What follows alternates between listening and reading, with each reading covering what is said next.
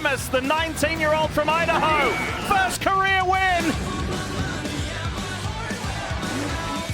Aaron Plessinger wins in Foxborough.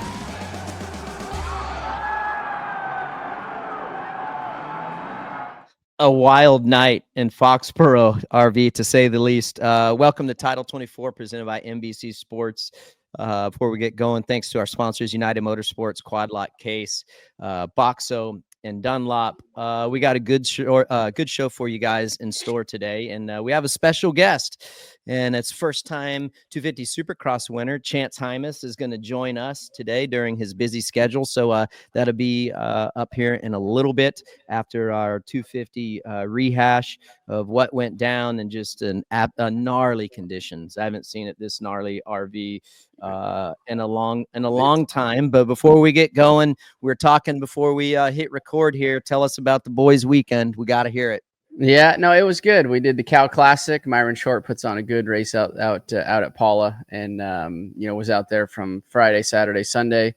But yeah, boys rode pretty well. It's just a long road of learning, and but we're enjoying it as a family, so it's a lot of fun. And got another Loretta qualifier coming up this weekend. And actually, I'll be shortly out. Actually, in 2 weeks or so, I'll be out in Tally for a photo shoot for 2 days or so, right after Mini Monster. Well, I got the spare rooms ready for you, brother. All right, yeah, I'll be out there. But yeah, it was good. All in all, it was good, and we got to obviously watch the broadcast. What a crazy night with the rain. We really haven't had, honestly, guys. We really haven't had a true mud race in quite some time. So I know we had what was it, San Diego last year, but I just feel like, but Foxborough, where we were, was it Foxborough, right? Yep. Yeah. Yep. Was more of a true fashion mud race in my opinion. So it was tough conditions for the boys. That's right. Well, good. I'm glad it went good, and big weekend this weekend for the boys. Loretta Lynn's qualifier coming up. I'm hoping for the best for you, and then obviously looking forward to having you in town. Motorsports and NBC's community poll coming off of the weekend, and it being an absolute mutter. It is, after a wet and wild night at Foxborough, was this the craziest Supercross mutter you have ever seen? For me, it was high on the list for sure. So I put my answer was yes. How about you, RV? Was it? That's yes. I mean, we got to pick a poll. I'm going to go with no. I mean, anytime you have that amount of rain, right? I can remember, what was it? 05 Anaheim.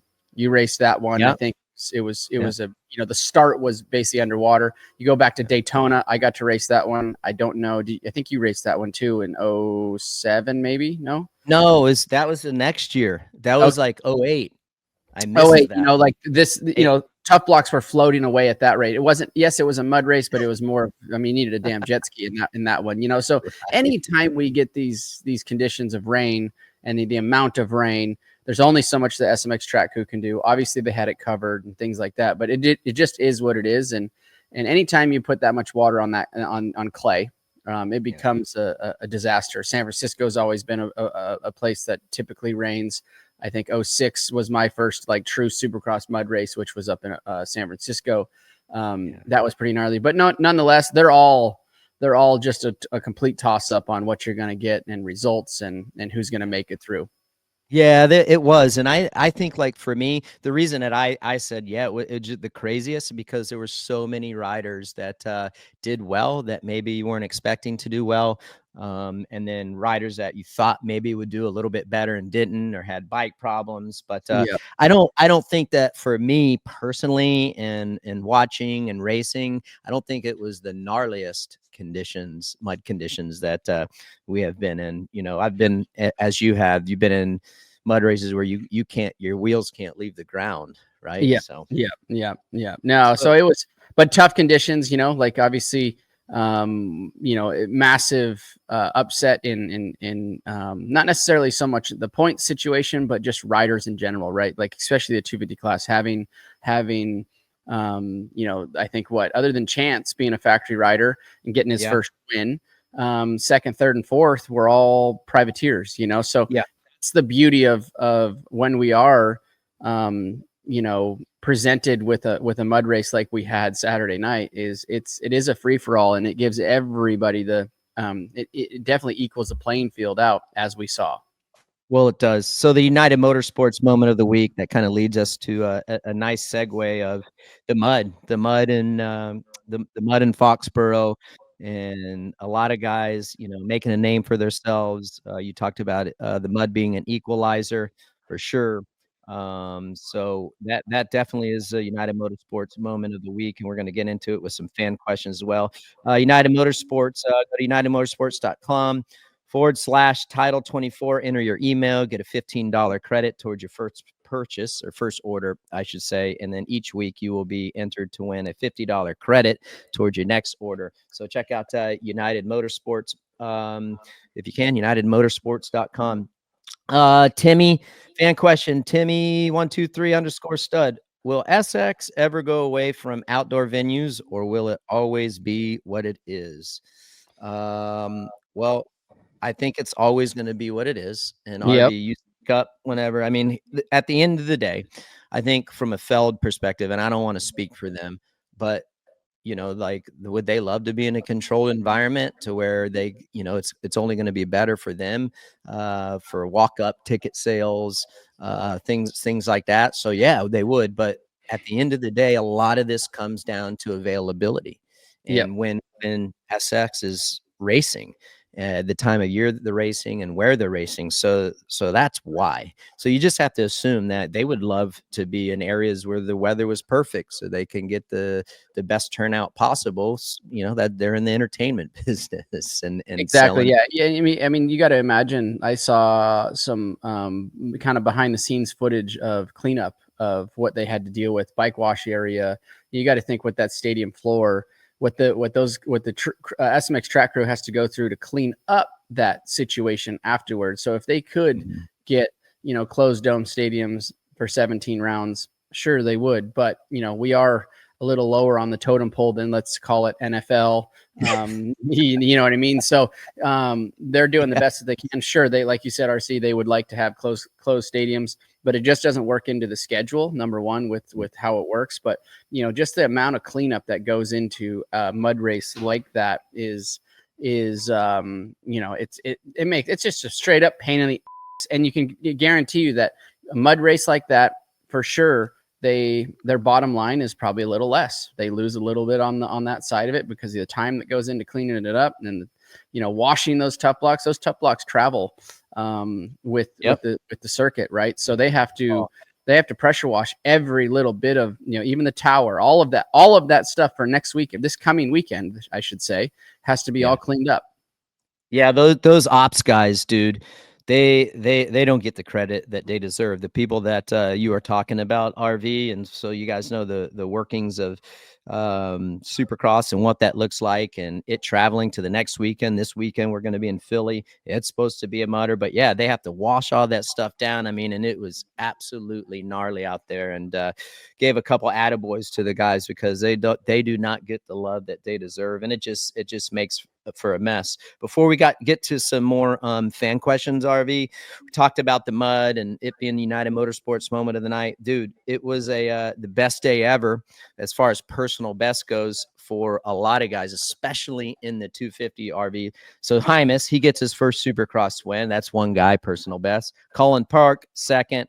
Gage Linville, Justin Rodbell, Lance Kobush, Jack Chambers, Mark Finnis, Preston Taylor, Trevor Collup, and then Randonella, Vincent Luhovi, Crockett Myers, and Dayton Briggs. It was cool to see all of those guys that we mentioned having an opportunity to do well. And RV, so we talk about mud races and it being an equalizer or a wild card, and I want to know what your outlook is on it. I think and JT talked about this in the broadcast, I think for the championship guys, it's a wild card, rather than for the privateers, it's an equalizer.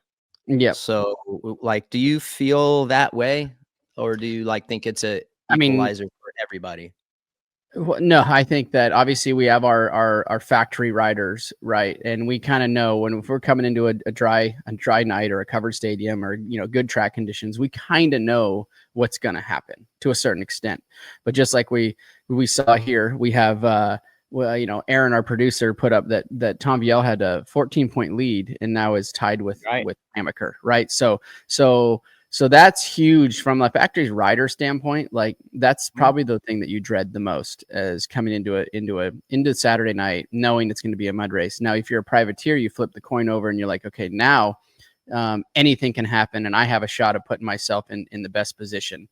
For probably one of their best finishes. And like we just saw, you rattled off, 5 or 6, 8 riders that have never really sniffed that either top 10 or near the podium, and they were there. So yes, equalizer for the privateers, and I think it is a thorn in the side for the factory riders.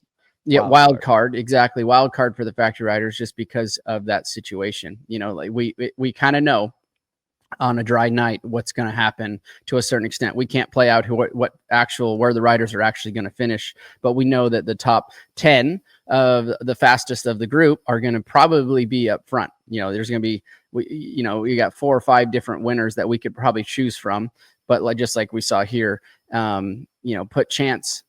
Chance rode a phenomenal race, but put him down for a quick second. You would have had a privateer win his first Supercross race, right? Which would have been nuts. Now he got on the podium, which is still nuts, right? And you could see it on their face when they were on the podium. Their interviews were good. Their interviews were awesome. That potentially may be their only time that they are up there, but that's that great equalizer that mud brings to the table.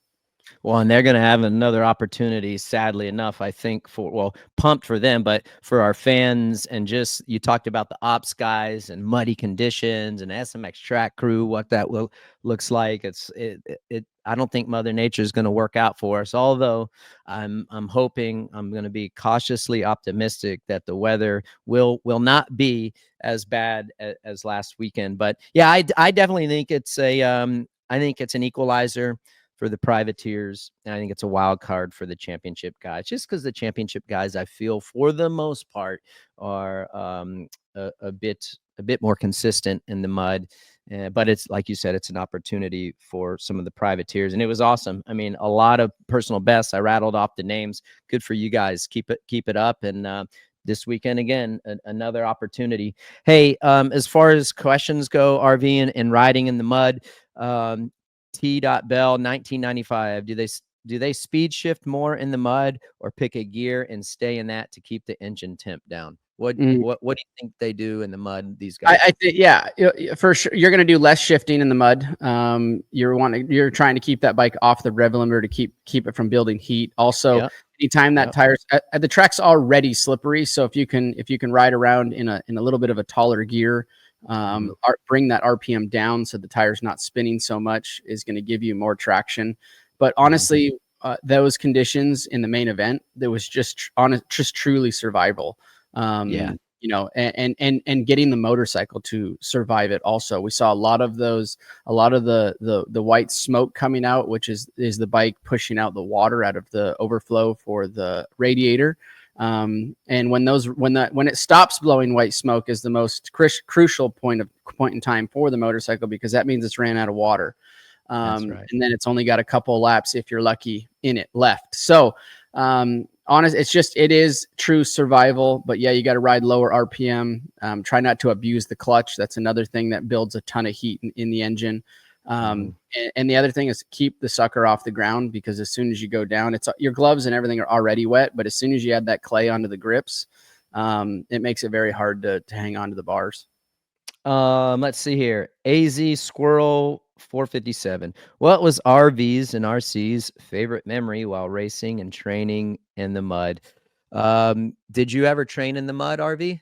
I didn't as a kid. I did not as a kid, just because it's so hard on product. But as I turned, as I was pro, moved to Florida, we would ride during the mud. But luckily, where I was in Claremont, it was a lot of sand, so I didn't really get a ton of like that clay, like true clay mud riding. But no, honestly, I hated riding in the mud. I wasn't very good at it. I managed well enough to make it through and win championships, but I never won a mud race. So honestly, I dreaded situations like that. Same, dude. Same. Yep. I hated that. I'm like, dude. And so I never practiced in the mud. When I say never, of my whole career, I think maybe, and it was only because I was already, say, like doing a moto or whatever, exactly. or rain mid right? outdoors, I was already like mid moto, and the skies opened up, but I never practiced in the mud. And I think the only reason I will say this, I had more bad races in the mud than I did good races in the mud. And the one that everyone remembers is like Millville, and like, dude, how'd you get so good? Like, that's one mud race out of multiple mud races that I've raced in my career. And although, was it a fun memory for me because of what I was able to accomplish? Of course. But I don't know that I actually had fun, dude. It was a lot of freaking work. Yeah. I hated it. I'm just like, so like sitting on the line, like, so Paul Marner asks, what goes through your head sitting on the line when it's a mudder? And I, for me, RV, I was like, I had a attitude. I'm like, dude, I don't want to be out here. I hated it. Yeah, and I think a lot of that comes from being in our position where we sat. RC was as being either in those championship hunts or race winners. Like that we won a lot of races. Like we knew that our best odds were, if it was dry, we had a high probability that we were going to win. If it was wet, now you're worried about the motorcycle. You tip it over once and you stall it, you can't start it, or there's just so many other elements that get thrown into a mud race. That's why I hated it. That's probably why you hated it. Yep. We knew the outcome pretty damn close if it was dry. And typically me and yourself were in championship positions, and you can lose so many points and positions in one race if it is a mud race like that. So that's why I personally hated it, was because of that. Yeah, you can't control it as much, right? Like it's just anything. Yeah, it's survival mode, getting it through, getting yourself through, and getting the motorcycle through. Torching your engine, and it's easy stuff like that. You blow out your clutch, and that's why. Before you even know it, just like we were watching Coop's bike smoking, he obviously made it through, no problem. But just take that and let's say it didn't make it, then his whole race was over just because of that. Not because him or overriding or abusing the clutch. What if the radiator was just completely filled with dirt, no air was coming through it, boiled the water out, boom, the bike's done. Hey, what'd you think? Hey, what'd you think of Vialle? Did you expect better from Vialle? Honestly, I coming from Europe, we've talked about it a lot of times. Two-time MX1 or MX2 world champion, and they ride a lot of different conditions and a lot of mud conditions over there. I did expect him to ride better in those conditions, but what I will say is riding a mud race on a true Supercross track like that we had, riding mud on the Supercross track is different than riding outdoors, muddy conditions on an outdoor track. I think it's much tougher to ride Supercross in those conditions because of how steep the jumps are, how close the jumps are together. The ruts meld together and they're long, and you're not carrying as much speed. That's one thing. Mud's kind of like riding sand. You need to be able to carry your speed, clean the tires out. You have better balance when you carry that speed. But Supercross, when you're rolling everything, your speed levels are so low that it just becomes such a treacherous situation. Dude, with Hammaker, it was a wild night. Like I expected more from Vialle. Sorry, I'm looking at my notes here. I expected more out of him. Just because of what you said, growing up in those conditions, but it is different. Riding Supercross in the mud is completely different than riding the outdoors in the mud. The speeds are slower. There's more jumps, much more difficult to navigate that for obvious reasons. And everything's just so congested and different. As far as Hammaker, and we'll get to this in a second, but dude, he's in a great spot for points after this weekend. I think that Vialle was the biggest loser, sadly enough. And dude, this championship is gnarly right now because of this past weekend. Did you see that? I think he's tied for the lead. Yeah, can we throw the points up real quick? Yeah, there you go. Yeah, Seth with 99, Tom with 99, so they're tied. RJ only 3 down. Now Chance only 8 down. Nate Thrasher 10 down, and then Cullen Park down at 15 down. So man, those top 5 that are all factory riders are right there. But now we're tied with points. So that's pretty crazy to see the swing in the point situation. Having Tom go from a 14-point lead now down to tied situation with only a handful of rounds left for these boys. Well, too, we got Philly East-West showdown, then East Rutherford, that could be wet. Then we go to Pittsburgh, that could be wet. And then I think it's nuts, dude. It's crazy. It's like a lot can happen for those guys in 3 rounds. And then especially with the showdown this weekend, it's like I can't believe how tight the points are. I'm like mind blown, and just goes to the craziness of the weekend. So like I want to give props to the production truck and what they had to go through. RV, you talked about the ops guys down on the floor. It was a challenging night, not only for the racers, the mechanics, the fans. You guys were unbelievable, loyal as hell. I love it. They were it was cool to see you guys sticking it out. Those were treacherous conditions even for you guys, but we had problems in the booth. Our SMT, our timing and scoring was acting a fool, sadly enough, but on stuff like that you expect it. So that's where the controlled environment would definitely be nice, I think, for everybody. But you expect things like that. It was crazy. Like we couldn't see the numbers, and so then when you want to rely on time and then scoring, and then that has issues, you're like, oh. And it was just tough for everybody. Our spotter did a great job, but these guys, they do their best, and those were about as gnarly conditions as it can get, right? Like even just right there, those racing, bro. The leader lights, what that made a big difference in mud conditions right there, boys. Yeah, it did. So hopefully it won't be as bad this weekend. As far as one guy we haven't talked to, and he's only 3 points out of the lead, and he's defending Supercross champ of the West Division last year, and that's RJ Hampshire. For our Boxo breakdown this week, if you haven't checked out Boxo, go to boxousa.com. Remember, use the promo code Title24, get 10% off site-wide. We have some B-roll of that first corner, RV, and I want you to walk us through this, so go for it. Yeah, man, he gets a good jump. Looks like he really gets some traction right in the middle of the straightaway. It just comes in at the angle was too sharp with the amount of speed that he was coming in, and just it looked like he hydroplaned. Got very lucky. Obviously tangled up with some other riders, but nothing what it could have been. Right there, just starts to hydroplane and lean it over with that speed that he had coming in and trying to come in with that angle. The front, and it just pushed for Dude. Probably 50 feet. The front wheel is just floating on top. Right there, it starts to go, and he just leans it in. It looks like it takes down Seth also. It does.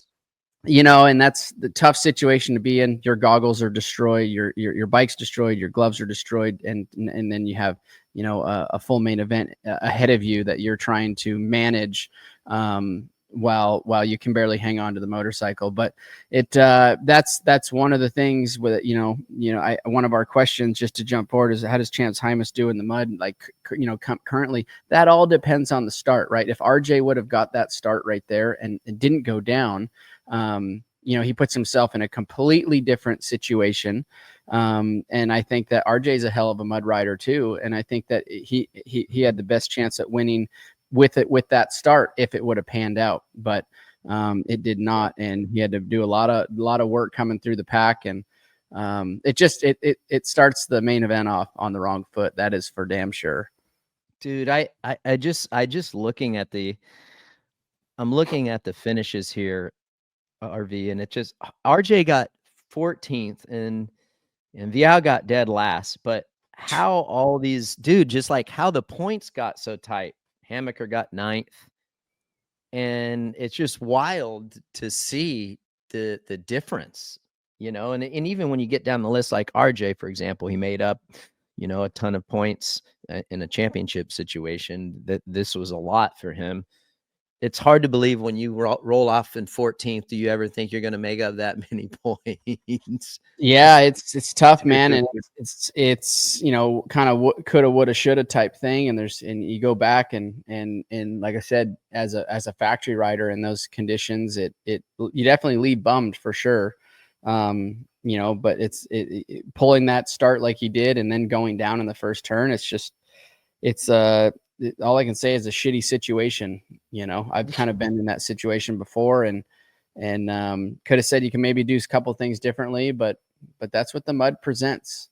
You know what? One thing I think that helped, which was cool for the privateers, is them being able to get on the track when it's a little bit fresher, because they only had one practice. I don't know if you knew that. I know because you were busy with the kiddos, but they only got one practice, and like the track was relatively rideable for those guys when they went out for the qualifying practice. So they had, you know, preferred gate picks. And I think that just having that helped them out tremendously. And then they made good by it too. It's like they got that little bit of help, and then they ran up front. And for the most part, they did well with the advantage that they had of being able to go out on that track first. Do you think that played a part or no?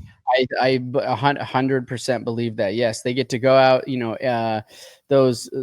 what B and C practice, you know, get to go out before. And I got to see some of the race day live. They were jumping majority of the jumps. The track was still in pretty good condition. And the more bikes, the more laps that get put on that track, the worse it gets very quickly in those conditions. So gate pick is I mean, we say it all the time, even when a dry situation, start is key, start is everything.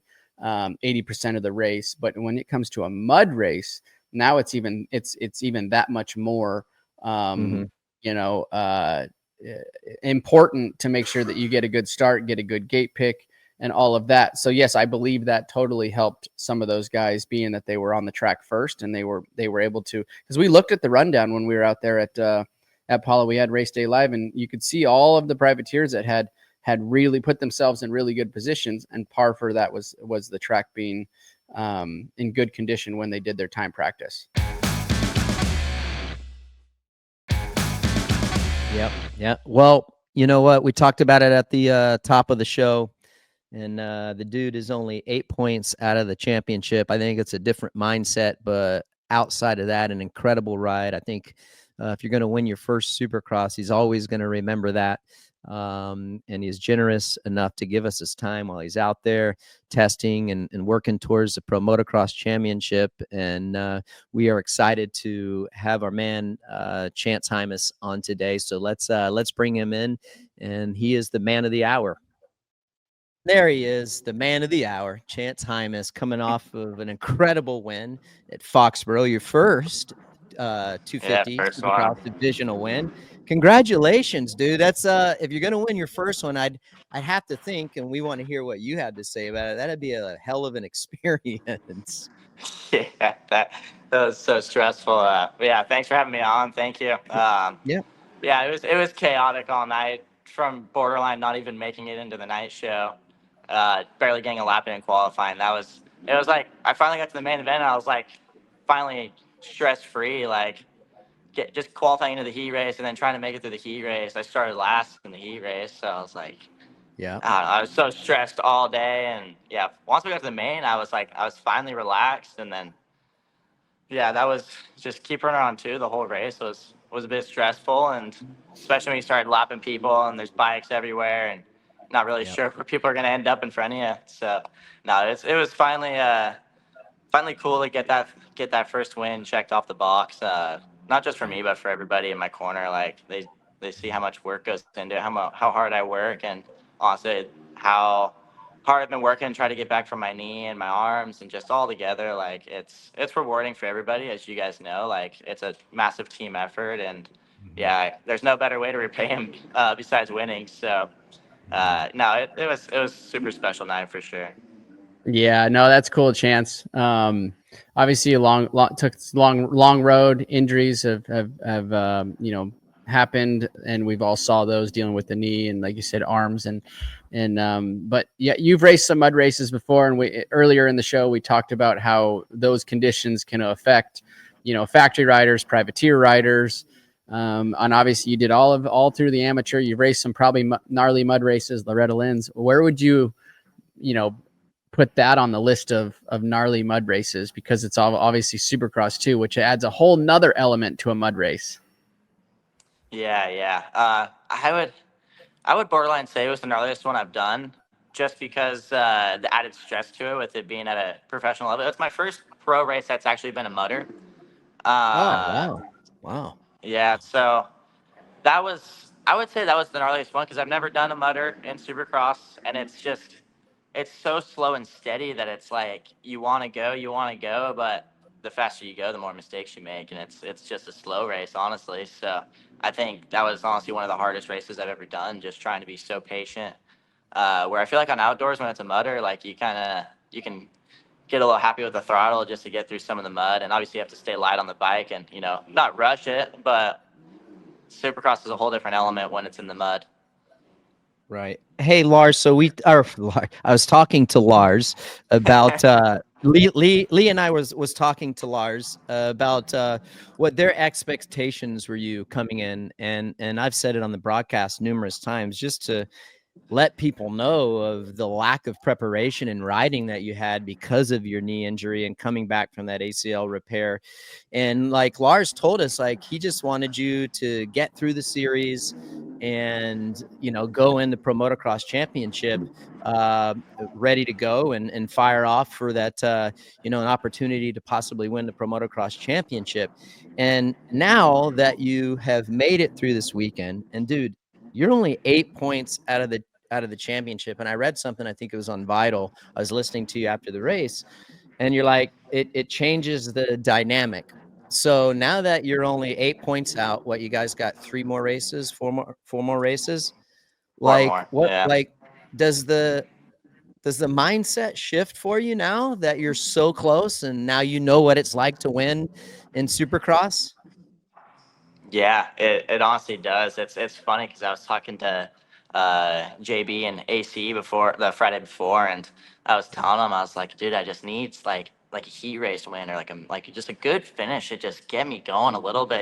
I had a couple rough weekends, and now looking back on it, where I'm 8 points out right now, when I DNF'd Indy, like if I didn't DNF that and would have finished 10th or 11th, I could be either tied, points leader. You never know. Like it's now we're into it, and where I was already kind of switching to outdoors, and we were like, honestly, like I wasn't even going to practice Supercross. Like where at the weekends I had press day, I was just going to ride outdoors during the week, and then press day Supercross, and race of the weekend, and get that experience. But now it shifts the whole thing. Like when you're this close into it and you're so close to the end, like you have to make that switch and give it your all. At least I feel like I need to, but I feel like I can't let that end goal affect the good improvements I've been making, and just keep focusing on myself each weekend and just put my best foot forward, one session at a time. I feel like after Daytona, I tried to take too big of steps and try to get to that end goal of like good main event finish, like finally get a podium, finally get a win. I think I was trying to overstep there and try to get to that too quick, and I kept forgetting all the steps, and it definitely bit me in the butt a little bit. So after Birmingham, I just took a little bit of a step back and just try to get back to the main priority of what our goal was at the beginning of the season, and that was just learn each weekend and put my best foot forward, and the result is what the result is. And that's how I came into this last weekend, and obviously turned out really good for me. So I think I need to keep that and obviously implement how important these next few weekends are going to be, and I need to execute very importantly.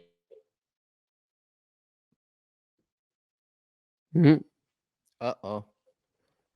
Froze up. I'm definitely really excited to be in the position.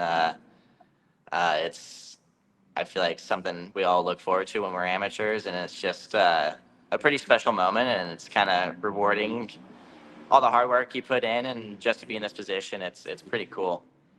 So yeah, after obviously we've talked about a little about the injuries, but your technique's there, the speed's there, everything that we've seen in the past. So I see only good things to come from here on out. So keep your head down, and we'll all be looking for it these next couple rounds, because it's very critical time. You've mentioned it. You feel like you're back in this championship hunt. Yeah, thank you, I appreciate it. And definitely just gonna keep my head down, chin up, and we're almost to the end. Got to click it off each weekend and just put my best foot forward, and at the end we'll see where we end up. But there you go. Technical difficulties, RV. And thanks for having me on. Yeah, no worries, buddy. Yeah, well, we're having some technical difficulties for the fans that are listening or watching. But Chance, thank you for coming on. Congrats on your first big win of SMX, and I think there's going to be a lot more to come.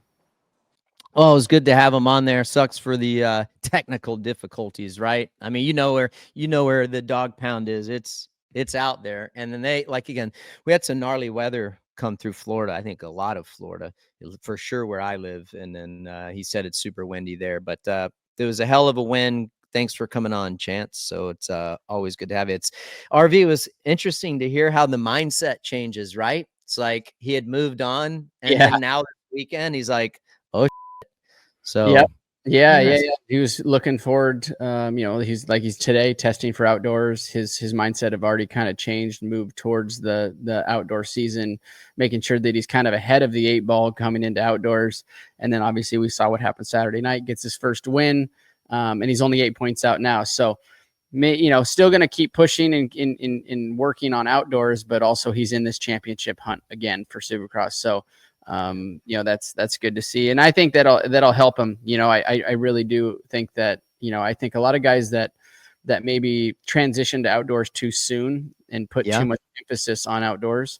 I think it's better to run your Supercross season out, in the good position that he's in, and then switch to outdoors, but you're supplementing your Supercross riding with the outdoors, just like he's doing now. As he said, he's testing for outdoors. Yeah. Well, hopefully we'll have him on back soon again, and we can finish up the convo. Moving along, 450. It was wild. The Cowboy gets it done. AP, just an incredible ride. And they were interviewing these riders in the off season, and they were asking AP about the rain and if he likes riding in it, and how he talked about he loved when he would know that it was going to be a mud race. And I actually texted him this week. I said, hey, good job. And he's like, he loved it, and he had a blast. I'm thinking he's probably the only one in the 450 class that had a good time out there, because it was brutal. Was that a surprise to you, RV? No, I mean, AP is rides so well in these conditions. And I think a lot of those, why he rides so well is because of the happy-go-lucky, like when it starts, when the skies open up, he's like, oh, right on. It's just I'm stoked for this, where, as mindset's a lot of how you finish in a situation like this. So he's excited for those conditions, where most probably aren't. And we've seen it in the past where he has rode very well in the mud. And coming from that little bit of that GNCC background, those tough conditions, those ruddy conditions where he kind of shines. And let's be honest, the guy's not a short dude like me in URC. He's got some legs on him. So, the mud conditions he performs very, very well in.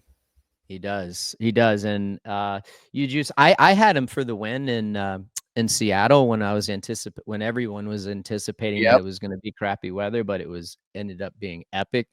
So I don't know. I think that even with this win and it being in the mud, I think that in even better conditions, I think that it will give him some confidence. And listen, he's been awesome basically since after Daytona, and he's been kind of open about it, just working on himself mentally, getting himself in the right spot. His dad has been a help to that, and the whole team sticking behind him and all that. And he's kind of changed his attitude. And since then, he's several podiums and now a win. Definitely no surprise. As far as the Dunlop debate, want to get your I want to get your thoughts this week on the Dunlop debate on the Chase Sexton penalized during the his heat race.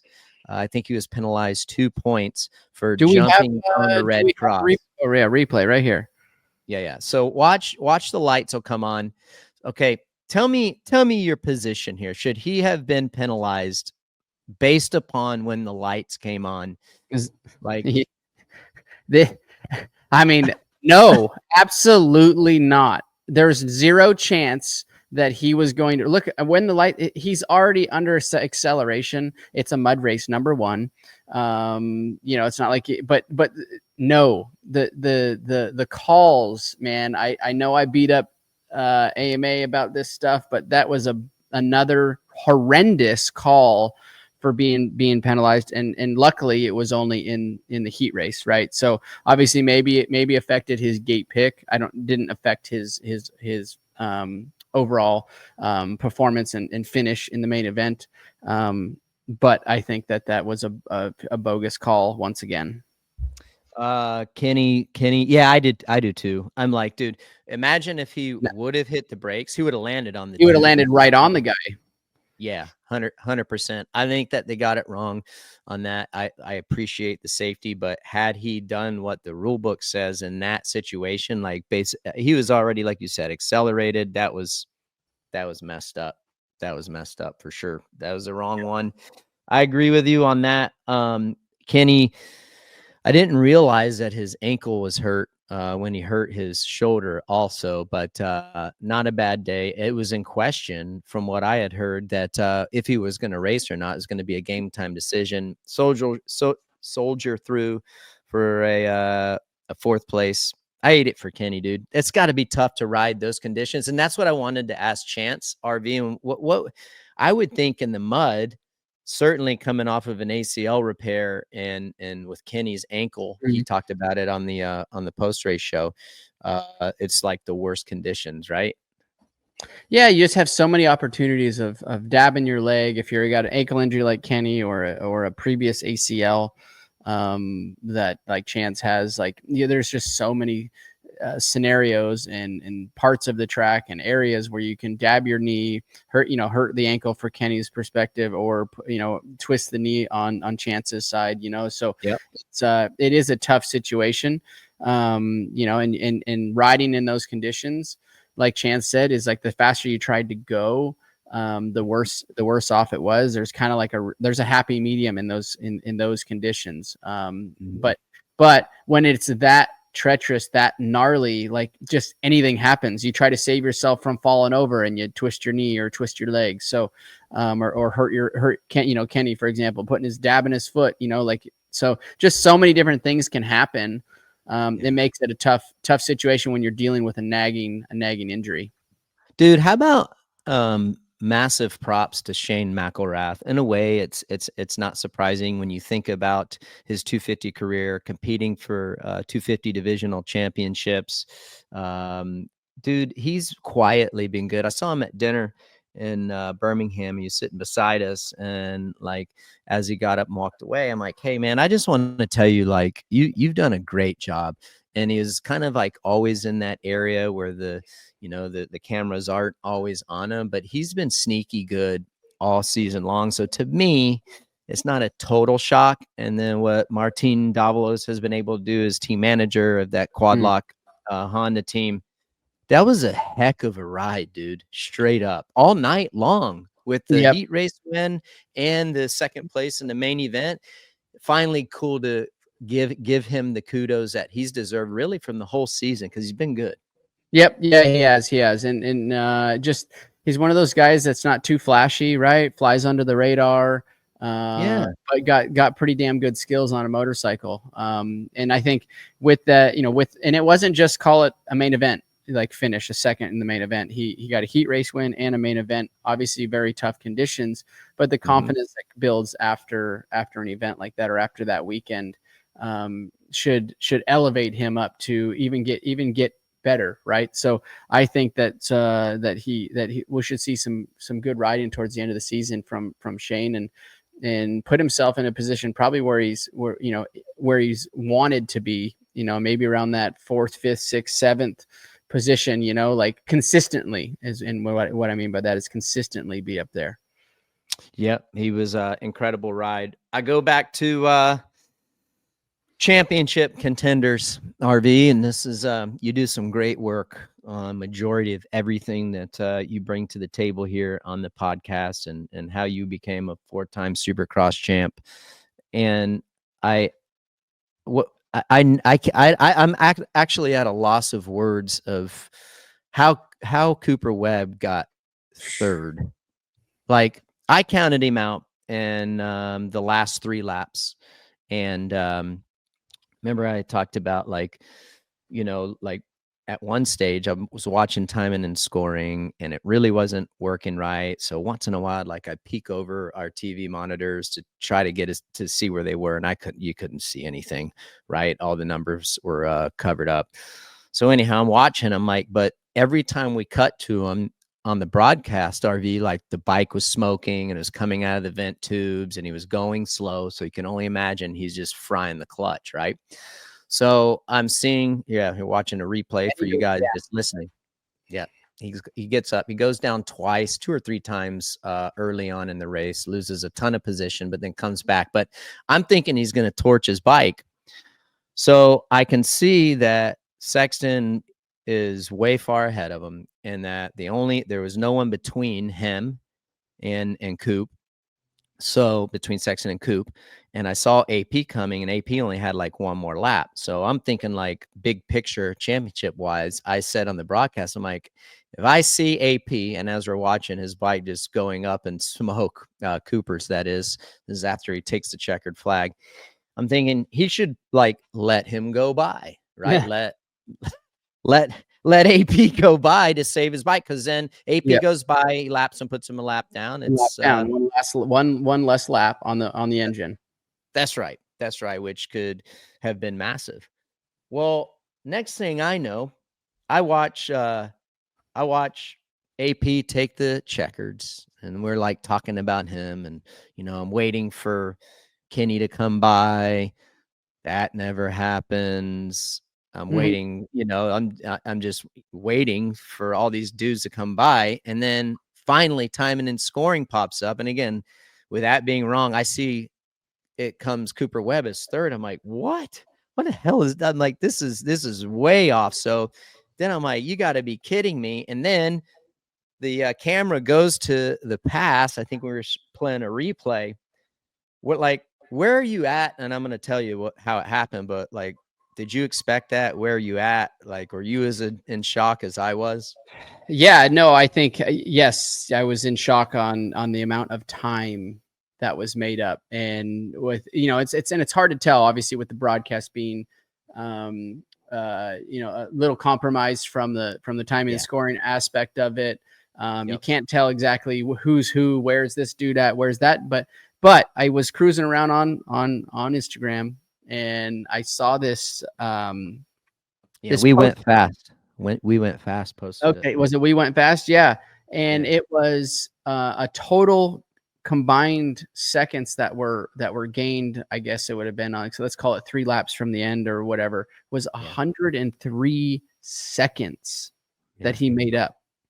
Yeah, he texts me. And you have some stats, RC, that you actually lap by lap.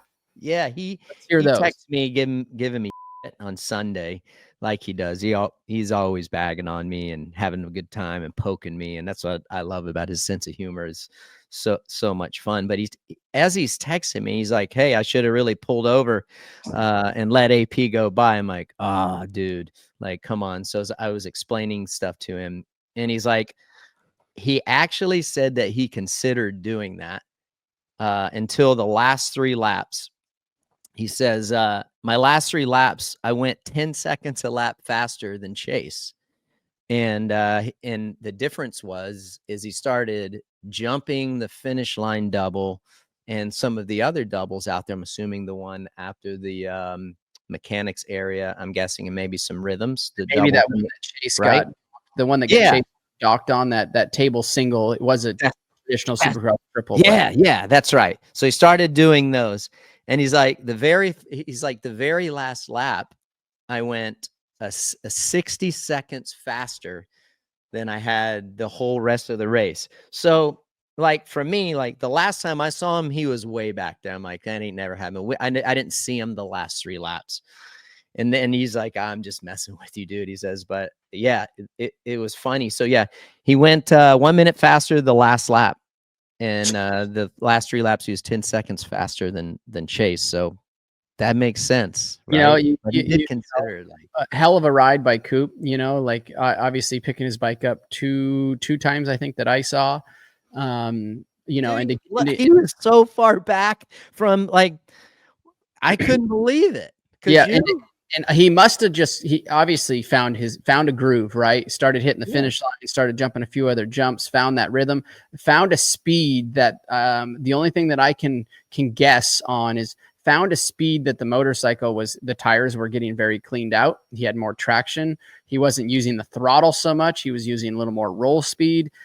We have a replay. I think it's a longer one, but it showed him going around Chase, I think, through mechanics area, basically. And you could see Chase, you know, pretty much cruising around.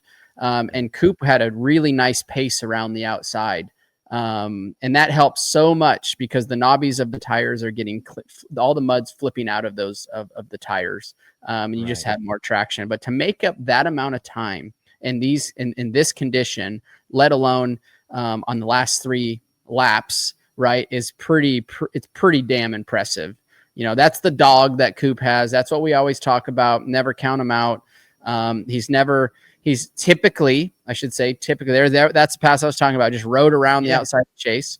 But he's typically not the fastest racer on the track, but and you've said this, you know, so many times, Ricky, of how good or his stats are on the closing ends of the race. And we just saw it again, put himself up onto the podium when it didn't look like it was an option early on.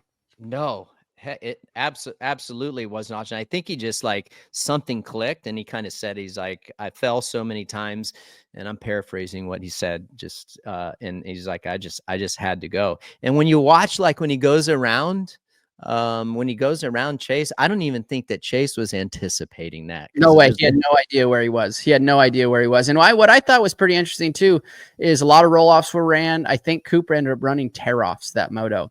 Pretty ballsy move for that main event to run tear-offs, because as we all know, we can get about 21. I know we can get 21 on a set of Oakleys. I don't know about the 100% goggles, but that's you got to figure. I mean, I can go off of what I typically. One of my boys asked me, "Well, how many laps would you do tear-offs?" And I say, "Well, in a mud race, you try to do 1 tear-off per lap, because if it's a 20-lap main event, you have 1 extra tear-off, right? So it's tough. It's tough conditions. I thought that it was an amazing ride on those last 3 laps, just putting himself in a position to end up on the box and also extend his points lead. Yeah, I mean, we're going to Philly. You still feeling it for the championship, even with these wild card potential open air stadium weather situations? I am. I'm still a betting man on Coop's side, especially because of, I think that the conditions that we're going to see, even if we don't have a full blown mud race, typically it's going to be open air stadiums. They're going to be a little more ruddy. They're dealing with a little more of the weather because of the open air, and just Coop's riding style when he's able to cut underneath of everybody else's line that we've talked about a lot on the show in the past. It's an asset that he has that not many have. Right. You some fun facts, since we live in a data driven world and we rely so much on data. And Cooper Webb, rounds 5 to go, 2025 versus 21 when he won the championship, and 2019 when he won the championship. Listen to this, RV. It's pretty incredible. So in 2019, in this time of the season, he was first place, obviously. He had a 14-point lead, okay, and 5 wins. In 2021, when he won the championship, he had a 15-point lead at this stage in the race. He had 6 wins under his belt. This year, he's obviously first. He's 15 points in the lead, and he has 4 wins. Dude, look at the similarities there.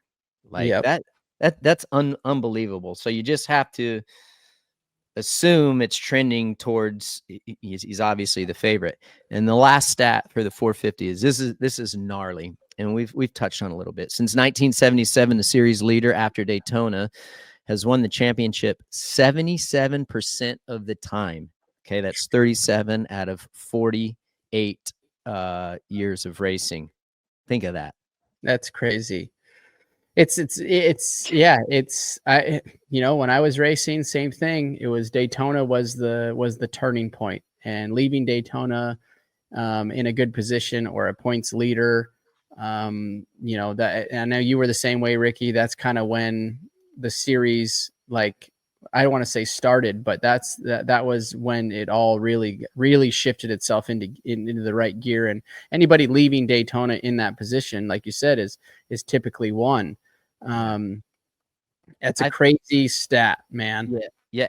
And I think another stat that I saw from Coop is like every other championship that he has won, he took the lead, points lead after Arlington, and it's almost similar to this year. It's nuts. Yeah, there's a lot of similarities there, but still, if you're a data guy or stats guy, you're loving. If you're a Cooper Webb fan, you're loving the position that he's in. But man, these wild card races with the weather and these open air stadiums, just anything can happen. That's why we race. We have a really interesting quad lock question of the week, but before we get there, Hector, roll up that Super Motocross on NBC this week. We got Thursday SMX Insiders with Weege and JT, as you know. That's 3 p.m. always on their YouTube channel. And then Friday, got IMSA WeatherTech Sports Car Championship qualifying. That's going to be a lot of fun. That's at 8 p.m. Friday Eastern. Then Saturday, 9:30 a.m. Race Day Live with AC and JB doing a killer job. That's a long day's work for those guys, and they're doing fantastic. And then keep in mind, 3 p.m. Eastern, Monster Energy Supercross, round 13 at Philadelphia. That's going to be live on NBC. You won't want to miss that. And then 5 p.m. Eastern Saturday is the IMSA WeatherTech Sports Car Championship from Grand Prix of Long Beach. We are on the big network this weekend. Hopefully the weather holds out, but I will tell you, it's going to be awesome because we got the this championship for the 450 is close, and it's an East-West showdown. So make sure you tune in. Quad lock question of the week, and this is a mind bender for me. Check it out, quadlockcase.com. Quad lock Dunlop Honda team coming off an incredible finish this weekend and second in the 450. However, the winner this week is Skylar Lee Stuzman. That's it. Yep. Right. I think I got it right. Probably not. I suck with names. Dude, I suck with names. I'll go play golf with people, RV, and it'll be like, what's that dude's name again? It's like that. Birthdays. I'm horrible at that. I wish I was better. Dude. So anyhow, Skylar, congratulations. You win an incredible question. Speed, mental edge, physical durability, rank them in importance. Go number 2. So all right. So I always believe that speed is number 1 for me. It's the first box that needs to be checked. But I also then go the mental edge and physical durability. I think speed is number 1, but mental edge is very, very, very close second, because and then the physical durability is third for me. And why I say that is you can't, if you don't have the speed, you can't win, number 1, right? So you got to have the speed, but then the mental edge, if you're maybe not the most physically fit athlete or racer at current time because of injuries or whatever the case may be, if you're mentally strong, you can push your body far enough to produce the win or produce the finish that you're looking for. I'll use Chad for an example. There's been years that I've raced him, and I know that you raced him too, RC, many races. And I will go out on a limb right now and say that you were much fitter than Chad. I would say almost every year in my personal opinion. But Chad's mental side would bring him up to race with you, even though he wasn't as fit as you for a 17-round series or even a main event, let's say. So speed, number one, mental edge, very, very close second. And then third is the physical durability. And I think that the mental side of it can push, your body can be pushed so much further than you think it can. So if you're not mentally strong, that's what'll cave first. So that's my take. Yeah, that's dude, you had that with conviction, brother. Dude, you didn't even hesitate. And that's how Skylar had it. That's how he had posed the question, is like speed and mental edge, physical durability. I think I agree with you on speed. You got to have the speed to win. Yeah. I think if you're playing with the same speed, and I think at our level and what we were able to compete at RV, a lot of us have close enough speed to win. And that's where I think you need that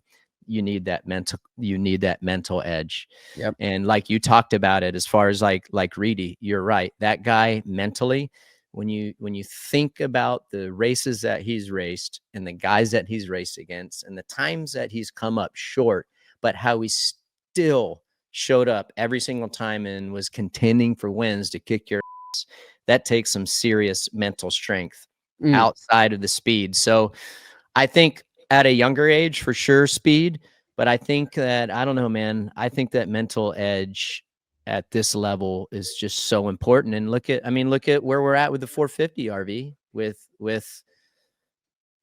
Chase and Webb. Yep. Like, yep. I mean, Chase. I agree. I think that Coop's is more mentally sound, mentally fit, mentally stronger, and that's what we see. That's the difference between the two of them, in my opinion. That Skylar, thanks for being a loyal listener. You've been on it for years. We appreciate it. And RV, dude, he's a Pacific Northwesterner like you, dude. See that? Yeah, up in Oregon there. That's right. My homie. Appreciate that. Congratulations, Skylar.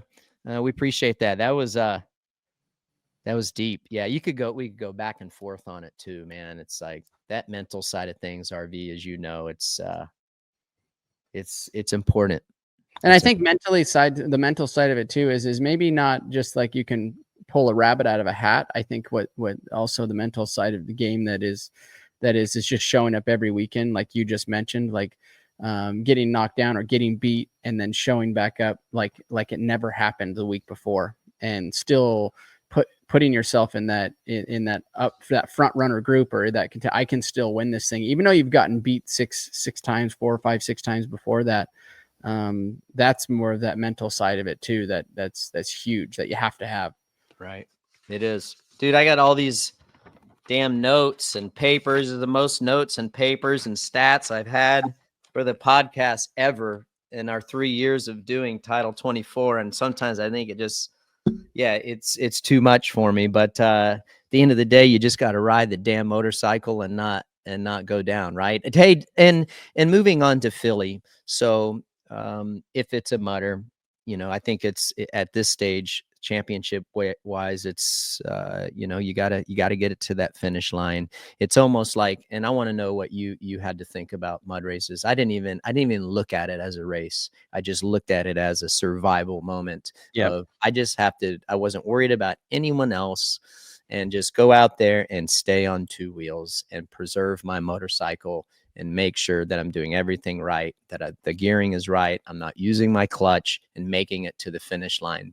Other than trying to get the whole shot. Yeah.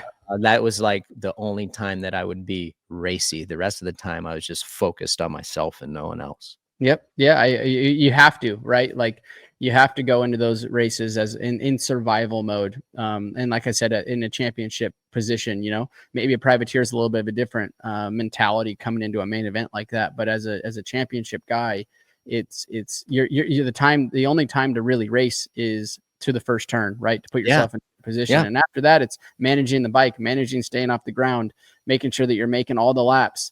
You're not going off of the track, because as soon as you go off the track, you hit the plywood, and the plywood is like ice because it's soaking wet. there's just so many variabilities that are out there that can change your night drastically. It's tough conditions, man. That's all I got to say. It is. So let's hope the best for Philly this weekend. Thanks a lot, Chance, for coming on. To all our viewers and listeners, thanks for the support. Thanks for the questions. Epic engagement this week, and it's wild. It's going to be exciting. RV, what do you got on tap the rest of the week? You got practice today, right? Yeah, practice today. We're heading out to Glen Helen here soon, and then Thursday, same thing. We're going to do some riding, and then back at Glen Helen for a race with the boys. Pretty much every weekend from here on out, and then I'll be in Tally in I don't know, a week and a half, 2 weeks. Yeah, I'll have a photo shoot. Hopefully they take it easy on you and you can carve out a night, come over. We can. I hope so. I'll have to see what cold pop. Have some cold pops. Yep. All right. Thanks, Dunlop, Boxo, Quadlock, United Motorsports. You guys are awesome. Again, thanks to all of our loyal fans and listeners. These last several years, you've been awesome. You can check us out. We're on all the podcast applications, whichever one's your favorite. We are there. And if you want to watch the video version of it, we live on Peacock. And we're on demand on Peacock and, of course, Motorsports on NBC's YouTube page. That's it for RV and I. We will see you next Monday. Sorry about the Tuesday record, but travel gets in the way sometimes. So great job today, RV. You guys have a great week with the boys and on that Loretta Lynn qualifying prep, and we'll see you next week. All right. Hi, folks. Lee Diffie from NBC Sports here. If you truly enjoyed what you just watched, you can get more news, interviews, and highlights by subscribing to the Motorsports on NBC YouTube page. You can get it all, so go for it.